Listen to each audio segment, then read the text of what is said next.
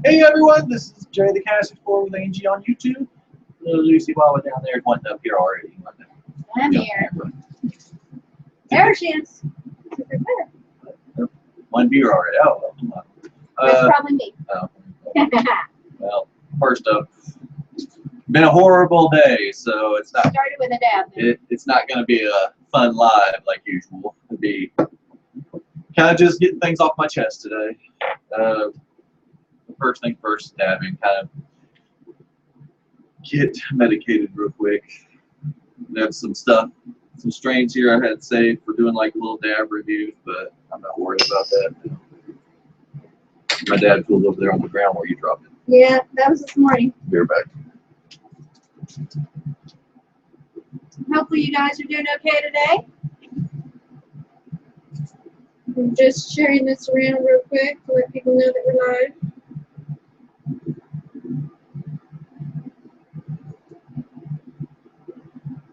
Did you find it, Jay? Yeah. Well, excuse me. Tight quarters here. Yeah. Well, today we were going to do a live doing the grow. I was going to get in there and kind of trim up the leaves, double check to see if the powdery mildew is gone yet. I sprayed it 2 days ago because I saw yet another sign of it on the big plant. So what, it's going on maybe a month now, 3 or 4 weeks, that we've got powdery mildew from a freaking dispensary, and we're still fighting it. So funny thing is, it seems like the plants that I got from the dispensary does not have it anymore. It seems like they're a little resilient to the powdery mildew. I wondered why. Maybe because whoever is supplying the clones, their entire grow operation is freaking infested with powdery mildew. That would be my assumption. So anyway, so now the one that I had in here that wasn't from the dispensary is the one that's always showing powdery mildew, sadly. And I cannot replace that one. It's a one of a kind. So I'm going to keep trying my best. I'm going to take a clone and all that crap. It's very discouraging when it's, I mean, if I go back to that dispensary and it's in the same, I mean, I want to put in a complaint to the city and stuff, and that's what I want to do because of that. They're selling a defective product. How can they get away with that? I don't know. And plus, not even a defective product. Talk about health code violation when it's obvious. I mean, anyways, I'm off subject here. Thank you. There we go. Switch screen for everyone there. Fucks with my eyes in this background. I'm wearing my granddaddy purple shirt. Jay, what are you wearing? Cannabis Cures. Well, no, You're cannabis. just wearing cannabis. Cannabis shirt. I thought it said Cannabis Cures. Alright, this strain is the Blue Haze. It's the first time I've dabbed today, and believe me, I need it. Yeah. This has been sitting on the table for quite a while now. There you go. Thank you, sir. What is it? Blue Haze. Well, and hello, Miss Mary. Welcome, welcome. Miss Mary, hello, welcome. Thank you for stopping in. This month we're going to be getting some Blue Dream crumble. Yeah, super excited for that. So very excited. Made some connections at the Abracadabs event, and yeah, pleased to say that found a crumble connection, and this is the first one we've ever found. Period. I mean, it's always shatter, shatter, shatter, because that's what's popular, I guess. But we'll see. I can't wait. The crumble we had from this guy at the Abracadabs was tasty taste. Yeah, it was. It was really nice. It's going to be a nice change up. Well, yeah. I've been smoking the high CBD oil, which has a really, really, really harsh taste, and it's hard on the throat. And you've been dabbing Both. that I've been- and also that other harsh one. Oh yeah, the sludge that we got from a dispensary local. And oh yeah, it's literally reclaimed. This stuff right here, after you dab, Which is usable medicine, but not to be charging. sold as fucking quality med. Yeah, you they were know? selling it for $400 an ounce. Yeah, and sadly we got some, or it was more than $400. I can't even remember how much it was. Outrageous I think it for was like reclaim. $4.30 or Like that should, $5. like if they were actually selling reclaim, it's like $100 an ounce, if even. Because if even. Because yeah, but Because when you're dealing with reclaim, you're dealing with higher CBN, yeah, it makes which it has so a sedative quality for most people, you know, and not everybody wants to have that sedation all throughout the day. Right, Jay? You want to go to function? I just noticed your piece leans to the right. Good. It likes to lean. Let it It's lean. leaning to the right. That's funny. It's a leaner. Just like me. I lean. Typically, I lean, what, to the right also? Well, Yeah, because my right leg is, or right hip is out of alignment. So, yeah, I lean to the right. So, To you the know, right, it makes sense. We both lean to the right. all right. Cheers, everyone. Cheers. Grabbing my glass.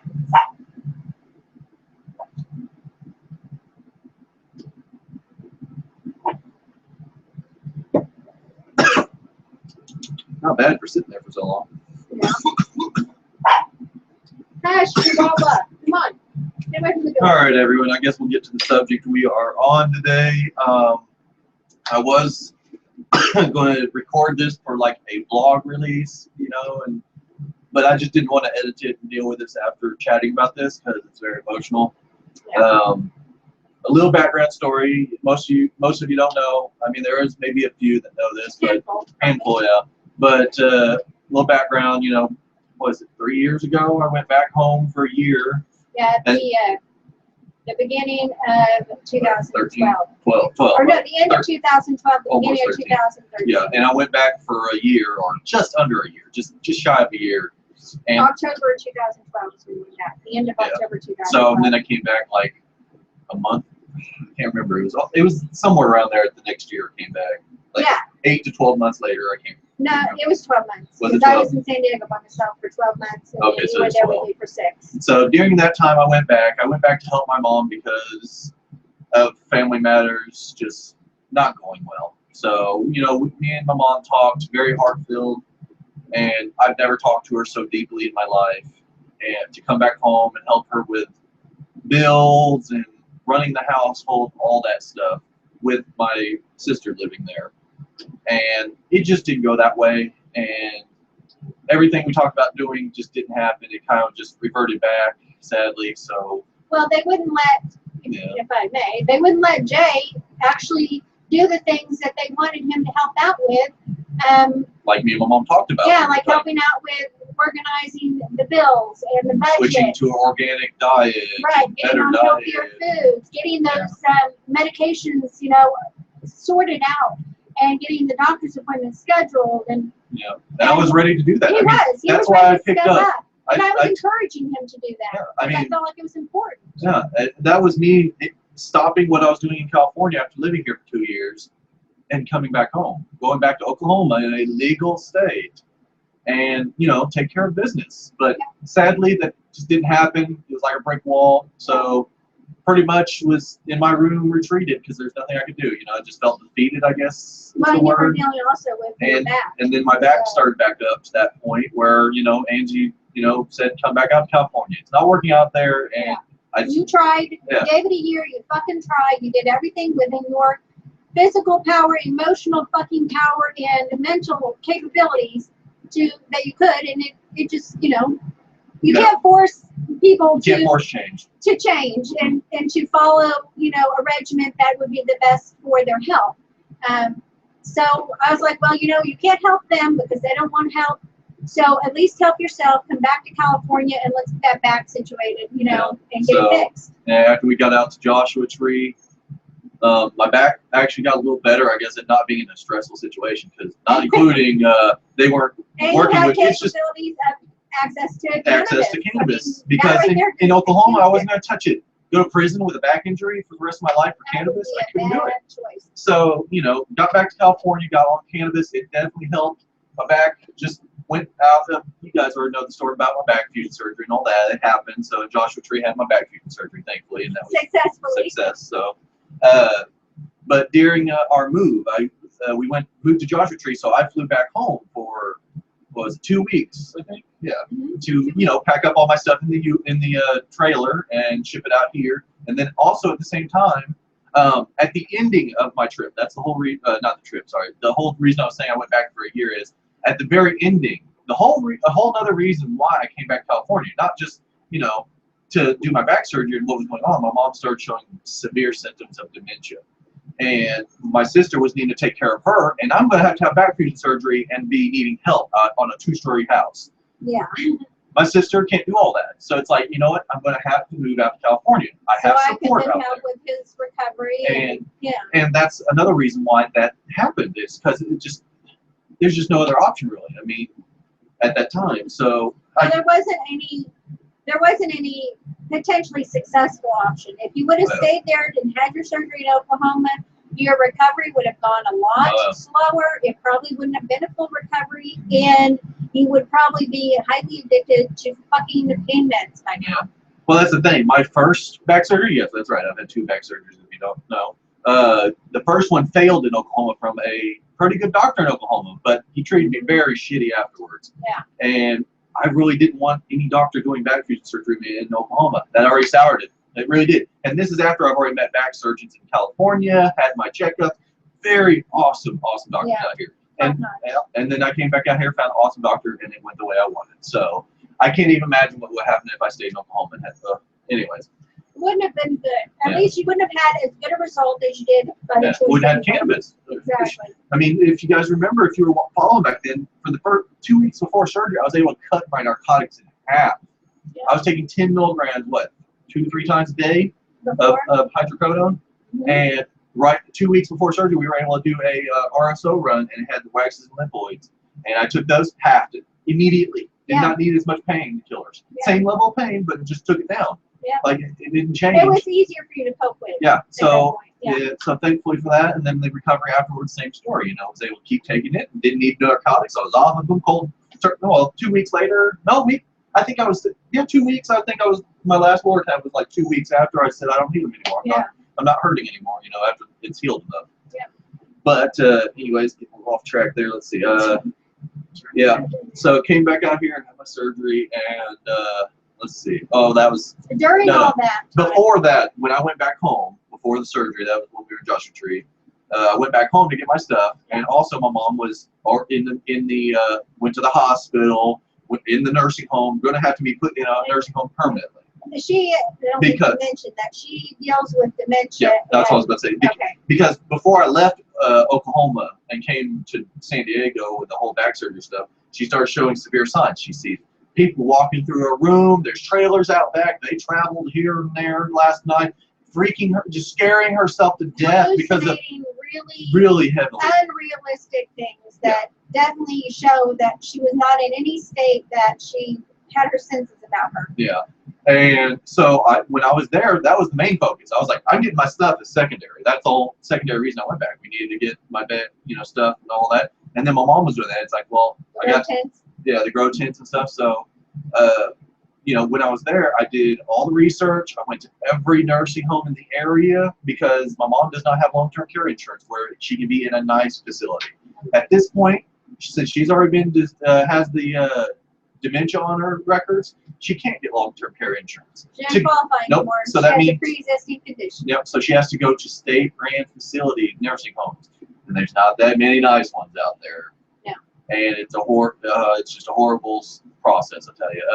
Anyways, went to all of them, found a nice one, got my mom in it. Found the best one in the area. Best one in the area. Talked to the lady, everything, and got my mom in it before I left. I had peace of mind. My mom was in somewhere safe. Was going to be taken care of. She was already, her coherence was starting to come back already. She's starting to do better, eating meals all the time, communicating with people. I mean, all that. And how long? 3-4 days after I got back, my sister had pulled her back out of there because my mom did not like it there. She kept complaining. My mom, it's like, she just wanted to go home, and that's understandable. I get it. You want to go home, you want to go home. But for my mom's own safety and yeah. care. I even talked to her.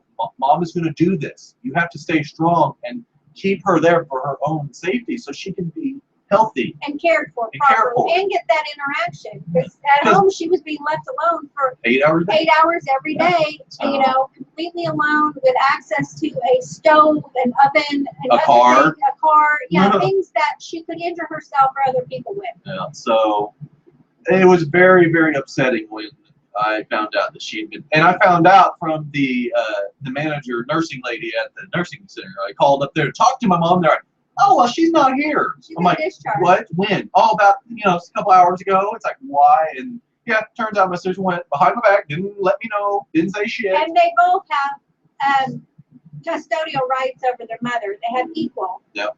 But for some guardianship. reason, it doesn't matter because she was able to take her out without even notifying me. Yeah. The facility didn't, and I guess didn't legally have to. Well, they didn't know that. Well, yeah. they knew that both of us had. Right. One of you was there, so that's all they cared Yeah, about. and I talked to this lady. She Right. said, you know, I didn't know, or I would have let you know, and you know. So, you know, she's been back home and going back. I don't even know. This is the third, fourth time she's been to the hospital, I think. Yeah. And I never get a call. I never get a text. The way I know is I haven't heard from my mom in 2 weeks, and I haven't had a chance to call her. So I'm gonna call her, and then no answer. Call again, no answer. Call my sister, no answer. I'm like, tell her she's probably in the hospital in the nursing home again. Didn't get a freaking call. The only conclusion I could come to. So it turns out that's what happened again. So she's been on this roller coaster for the last 2 years. Longer.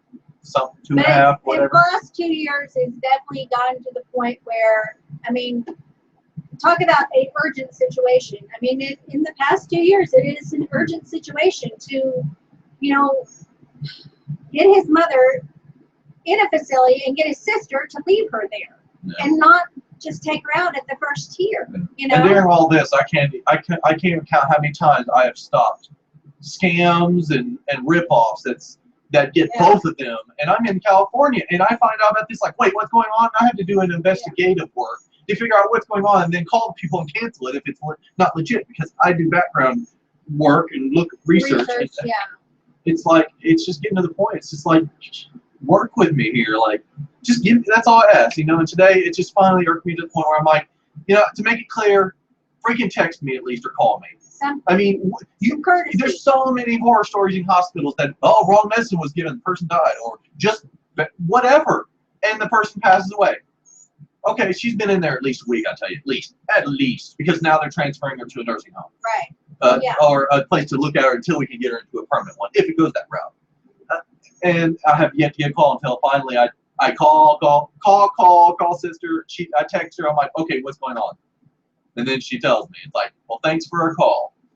Let me know what the number is, you know. And then after that, I was like, from now on, just to make it clear, you know, it pissed me off the first time, and I just didn't want to upset you though, to confront you about it, because I don't want to make it worse there for everyone. I mean, I still care about them, but it's family. It's family, but it's just like, so, you know, of course she got all pissy and everything too. Don't get pissy. It's like, well, what do you expect? If it's like, the roles were reversed, I believe that she would have been just as upset, if not more so. Finding out a week or two later that she's now been in the hospital. If he would have done what she had done, she would have fucking come unglued on you.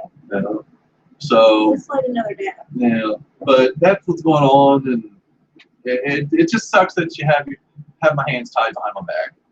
It really is. I mean, back when I went back, like me and her was talking earlier, you know, when I went back, I was younger too. I wasn't as an adult as I am now, so I couldn't. You're a grown man, man. Yeah, well, I'm a soft-spoken person. I don't like confrontation and all that. He avoids fights at all, you know. I mean, I'm living the neutral person. I mean, and with my sister and family, I don't want to upset family, because my whole life, my mom's de-stressed on me about family and don't talk to family about it though. So it's like they have not had a really open line of communication when it comes to feelings and stuff like that throughout his life and in his family dynamic. I'm sure that is part of it. Why, you know, and it's just like, I am so tired of it. I just, you know, at this point, I'm blunt and honest. Well, and it's like, you need to tell me. You've been forced to be that way, because subtlety has gotten nowhere. Nope. Other than frustrating yourself. Exactly. So, you know, I'm here now. My mom, even if I was there, there's nothing I could do. My mom keeps going through this roller coaster, because at most I can spend time with her and make sure she takes her meds and get her out of the house and stuff. But I don't have the money to do that. You know, I mean, I went back that one time trying to do a teamwork thing. Well, you put yourself greatly in debt. Well, yeah, you know, yeah. I mean, maxed out credit card and everything. Yeah, so that's a whole other story. So, you know, so like I said in the description, I just wanted to get this off my chest, because this is what's going on today, and just share with everyone. Trying to, you know, be more open on YouTube and share with everyone, and this is part of it. And if you're someone out there who has been through similar circumstances or situation, or you have a loved one who has dealt with something like this, and I'm going to just say this outright. I mean, I would encourage you to reach out to Jay, leave a comment, send him a private message, contact him on Facebook, Twitter, Tumblr. He's on there. He's everywhere. You can find him everywhere. Reach out to him, because I mean, I can be a good support system for him here, as Kevin can too. But his situation isn't one that I've had to deal with myself. So I think that him being able to interact with people who can directly relate, because they've been through that shit, I think could be beneficial. You know, because I'm sure they've got information about their experience that I wouldn't have any ideas about, since I haven't dealt with anything like this myself. Yeah, because all I've talked to is, I mean, the nursing home lady that I was talking about earlier, she's awesome. Yeah, she is an awesome so lady. nice. She was able to talk to me about all this kind of stuff, and, you know, pretty much talk to me pretty direct, you know, about family and all this kind of stuff that happens, you know, and what I was going through. She's like, I'm so, you know, she didn't call me and let me know, but she didn't know either, you know. There's so many people in that nursing home, I understand. And I didn't know Patty was going to try to do something like this, where I would have been like, here, I want to know anything that happens to my mom like that. But I didn't even think of it. I was thinking, how me and my sister was talking was, mom's going to stay there and be taken care of. And that stress will be gone from me. But, nope. So. Well, part of, I think, Cheers, that factors in, cheers.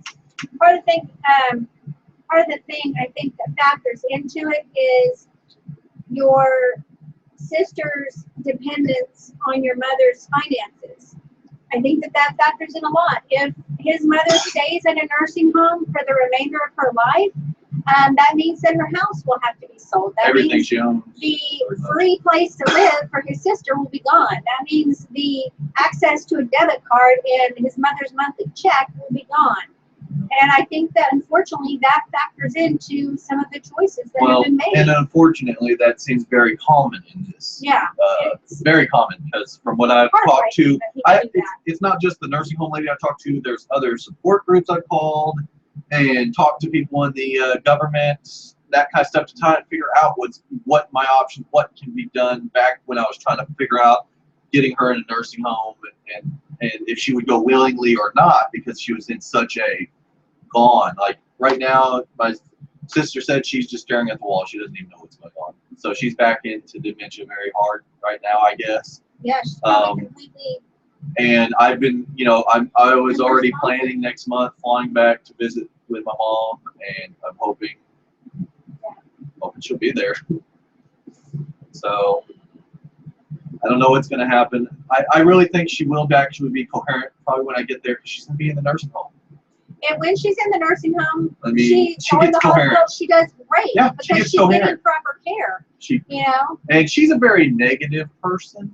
Exactly, Miss Mary, exactly. She's not thinking of what's best for the mother, she's thinking about what's best for herself. Yeah. And it's a shame. it is. It's fucking heartbreaking that someone would do that to a loved one, or to another human being for that matter. To use someone in that way so heartlessly and coldly, and put them in a position to where their quality of life is greatly being reduced by the day for your own fucking financial benefit, that to me is a very, very sick fucking person.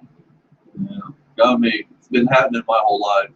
I mean, when I grew up, I didn't ask for stuff. My mom gave me money without asking. I couldn't, you know. I think I had my mom buy me one video game that was $50 back when I was freaking 14. I mean, yeah, you tried to not be a burden, financially, other than food and clothing and a house, you know, electricity. You know, when I was growing up, because of that, because I saw it as a kid growing up. That it's like, damn, she get drained. All this stuff. I mean, there's a whole another hour worth of talking on that, though. Yeah. If I'm going life story, that'll be a whole other recording if we're going to tell my life story. Eventually, I might sit down and do a life story. I mean, it'll be this included. The last 5 years has been nuts, not including the rest of my life. So it would be a long video. And one day I do want to share that when I'm ready. You know, this was hard today to do. It really was. I'm very private usually in that, and even in my life. I mean, on my channel, if you followed, it's only been to grow usually. And I've been doing a day with Jay recently, you know, trying to vlog and share, you know, because I do want to share, you know, cannabis is my life. I like, and YouTube's my life. So, you know, I'm passionate about both. So just start sharing and eventually do, a live video maybe or something like that. That'd be a good idea. But I think it's time for a final dab, guys, and then go relax a little bit before dinner. You know, it's been an emotional day, so. Maybe tonight we'll watch a movie or something. Yeah. Well, we appreciate you guys stopping in here and hanging out with us, spending time. Time is very, very precious. So the fact that you chose to spend any of that precious thing with us means a lot to both of us. So thank you so much for that. Yes, definitely. Cheers. And if you guys know any support groups or any kind of stuff like that that I might have not gotten into, you know, let me know. You know, maybe there's one I haven't found or something. There could even possibly be ones on Facebook. Yeah, see, I'm not too big. I haven't gotten into Facebook much yet, but let me know if you're going through similar stuff. Yeah, definitely reach out to Jay about this. If you can relate or if it's something you're going through yourself. Because I know that having people around that have been through it, it makes a huge difference to have that kind of support. Yeah, definitely. Thank you so much, Miss Thank Mary. you, Miss Mary. Cheers, everyone. Cheers.